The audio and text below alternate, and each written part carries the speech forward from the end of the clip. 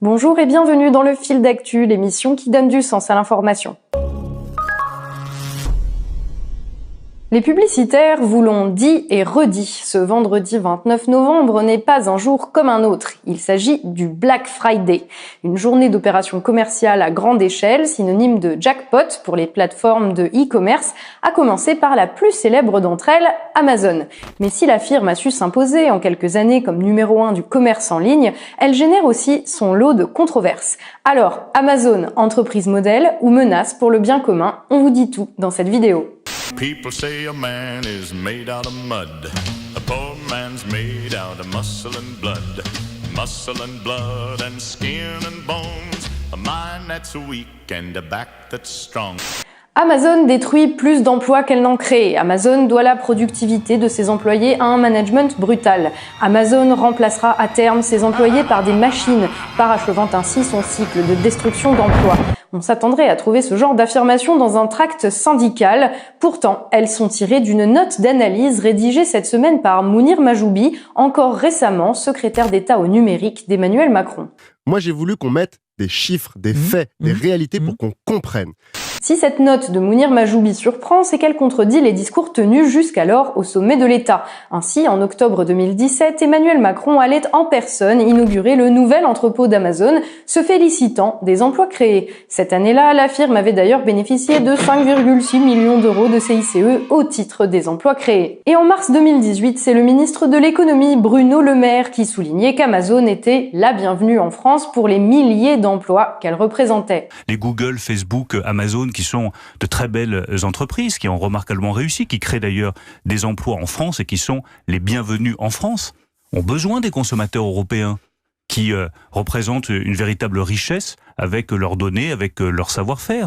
À cette époque, Mounir Majoubi était membre du gouvernement. Mais aujourd'hui, celui qui est toujours député de La République En Marche semble voir les choses autrement. Si ses calculs gagneraient à plus de rigueur, ses conclusions sont claires. En 2018, 7900 emplois nets auraient été détruits à cause d'Amazon, car à chaque emploi créé par la firme correspondrait 2,2 emplois perdus pour le commerce de proximité. En cause, une organisation du travail totalement déshumanisante, donnant lieu à une productivité extrême, impossible à concurrencer. Vous savez, vous avez quelques mythes qui ont encore la vie dure. Moi, j'ai ouvert les sites Amazon, France Logistique à qui voulait les visiter depuis 3 ans et demi. Quand vous rentrez à l'intérieur du site, c'est un wow effect.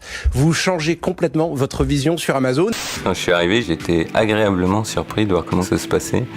Et j'ai eu envie de continuer. Je me suis donné à fond pour avancer dans l'entreprise. Wow. Quand on travaille chez Amazon, en réalité, on est un être humain piloté par ordinateur. Tout est rationalisé, les ouvriers sont jamais inactifs, il n'y a jamais une seconde de temps mort. Dès qu'on a fini de prélever un colis, un article, on passe à un autre, on l'emmène à un packer. Le packer, il emballe à la chaîne, il fait ses gestes exactement comme dans une usine. Les entrepôts logistiques Amazon sont des usines. Et cela a un impact sur la santé des travailleurs. En témoigne ce rapport de la médecine du travail d'un des entrepôts de la marque au sourire. Les salariés sont tellement stressés qu'ils ne relâchent jamais leurs muscles. Et en plus, ils sont déshydratés. Citation. Si je bois, je vais souvent aux toilettes. Ma prod s'en ressent.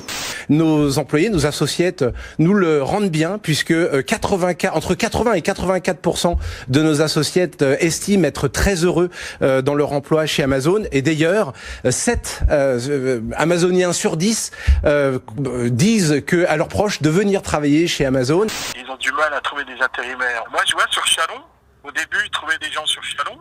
Après, ils allaient jusqu'à Monceau-les-Mines à 50 km. Et on a appris là, cette semaine qu'il y avait des gens qui venaient de Lyon à 130 km. Avec la promesse d'un CDI payé 23% au-dessus du SMIC. Mais à cause du rythme, des maladies, des sanctions, la durée moyenne d'un CDI, c'est 2 ans et demi chez Amazon, un peu court.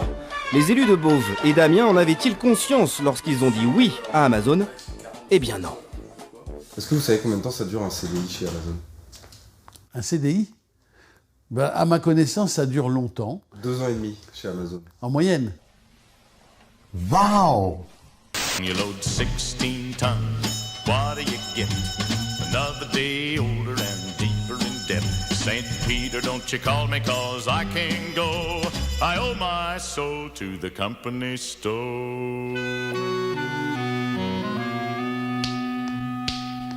À cela s'ajoute ce que M. Majoubi n'évoque pas, développé dans un rapport d'organisation non gouvernementale également sorti dans la semaine. Les montages financiers complexes de la firme lui permettant de transférer la majeure partie de ses bénéfices au Luxembourg et ainsi d'échapper à l'impôt. Et bien sûr, le coût environnemental d'un modèle entièrement bâti sur un consumérisme effréné. Et il y a aussi la question de la livraison ultra rapide qui est aussi un stimuli de surconsommation. Et cette livraison, en fait, elle arrive pas par miracle. Elle est beaucoup faite en avion. Et Amazon loue 800 Boeing pour transporter ses marchandises.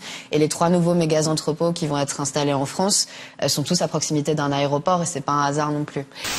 Jeff Bezos ne cache pas que sans les infrastructures existantes, bâties pendant des décennies par les villes, les États et les finances publiques, Amazon n'aurait jamais pu exister. All of the heavy lifting infrastructure to support Amazon was already in place. If we had to deploy last mile transportation 20 years ago, it would have cost hundreds of billions of dollars of capital. It would have been impossible for a company like Amazon to even conceive of doing that. En pratiquant une optimisation fiscale féroce, Amazon refuse de contribuer à la rénovation des infrastructures qui lui ont permis d'exister. Au final, la note de Mounir Majoubi ne dit rien que les petits commerçants ne sachent déjà, mais elle a le mérite de mettre à jour un paradoxe fondamental, car d'un point de vue économique, Amazon représente l'idéal de la Startup Nation, une entreprise disruptive qui exploite ses capacités à fond, qui tire le meilleur de son environnement et qui, bien que numéro 1, continue d'innover en permanence. Et malgré cela, ou à cause de cela, cette entreprise joue un rôle profondément destructeur, que ce soit pour l'emploi, pour la planète ou les conditions de vie des gens. En un mot, loin de mener l'humanité au progrès, sa success story est une menace pour le bien commun. Une réalité évidente si on la regarde en face, mais qui remet en cause tout l'édifice idéologique de l'utopie macronienne. We are at the beginning of a new momentum. We are at the beginning of a new wave. And this is the place to be, to invest, to work, to invent.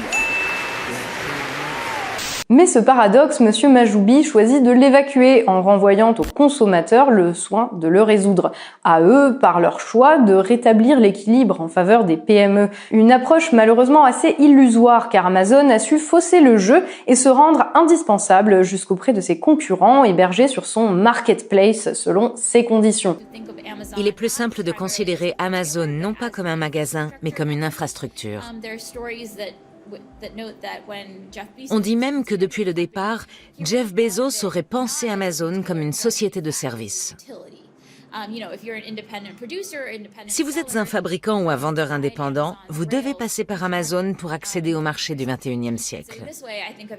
Amazon est le chemin de fer du XXIe siècle. Et comme à l'époque de l'invention du chemin de fer, on est face à une compagnie unique, super puissante, qui fait ce qu'elle veut sans aucun contrôle. D'ailleurs, Mounir Majoubi semble le savoir au fond de lui. Dans sa note, il identifie la seule limite à l'expansion infinie d'Amazon, la loi. Des règles strictes qui protègent les citoyens et un État qui se charge de les faire respecter. Sans doute est-ce là la seule réponse raisonnable face à la volonté de puissance de tous les Jeff Bezos de la Terre. Le fil d'actu, c'est tout pour aujourd'hui. On remercie bien sûr tous les tipeurs qui, par leurs dons, nous permettent de faire ce travail en totale indépendance. Si vous voulez vous aussi contribuer à l'aventure, parce que cette vidéo vous a intéressé et que vous jugez notre travail utile, on vous invite à vous rendre sur notre page Tipeee, dont vous trouverez le lien sous la vidéo. Ça coûte moins cher que de commander sur Amazon, et au lieu de recevoir une merde en plastique, vous aurez la satisfaction de soutenir un projet qui a du sens et de participer à son développement. Et à ce propos, si ce n'est pas encore fait, vous pouvez retrouver sur notre chaîne YouTube le premier épisode de notre nouvelle émission Terrain d'entente, dans lequel j'ai eu un long et passionnant entretien avec François Boulot, porte-parole des Gilets jaunes, à l'occasion de la date anniversaire du mouvement. C'est justement grâce aux tipeurs que cette émission a été possible, donc encore une fois, merci. Et promis, la suite de nos projets arrive très bientôt. D'ici là, n'hésitez pas à partager cette vidéo autour de vous, à vous abonner à la chaîne et à cliquer sur la petite cloche pour ne rater aucune de nos sorties si ce n'est pas déjà fait. Et bien sûr, à laisser un commentaire, un pouce bleu en dessous de cette vidéo. Non seulement ça fait plaisir, mais ça permet aussi d'améliorer son référencement et donc de faire connaître notre travail à de nouvelles personnes. On vous dit à jeudi prochain pour un nouveau fil d'actu, l'émission qui donne du sens à l'information.